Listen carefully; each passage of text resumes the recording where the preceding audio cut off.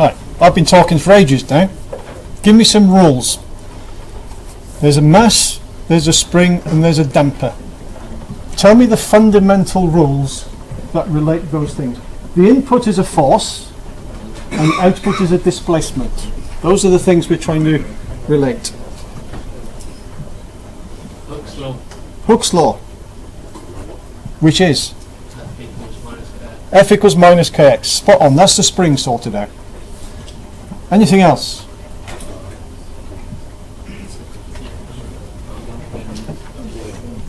Damper force. Yep, got an expression? Minus Cx dot. That'll do. Minus Cx, or D in this case, I'll use the D, C is fine. So we've got a similar expression for the damper force, minus Cx dot. Anything else? All we've got left is the mass now. So how do we relate force to displacement for a mass? You've been hammered through with this right from the first day you got here, I expect. It's Newton's second law, isn't it? Force is mass times acceleration. That's all we've got. So take 2 minutes and write down a force balance equation for that. What I'm trying to do is relate F in to X.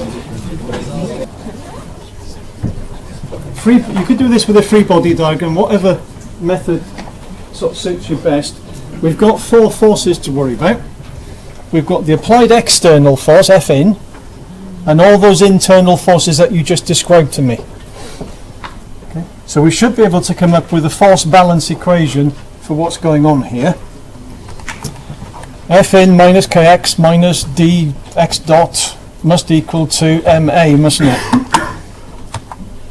And if you do that, what you end up with is an expression that looks like this.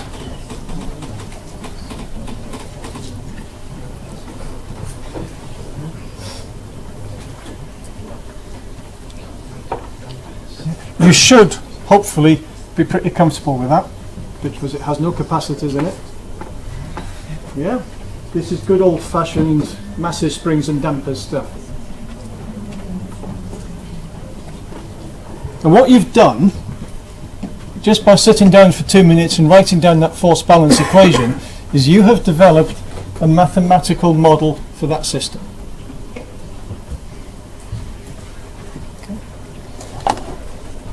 I've called it a car suspension. It's a very crude model of a car suspension, but that's what it is. It's a mass suspended on a spring and a damper.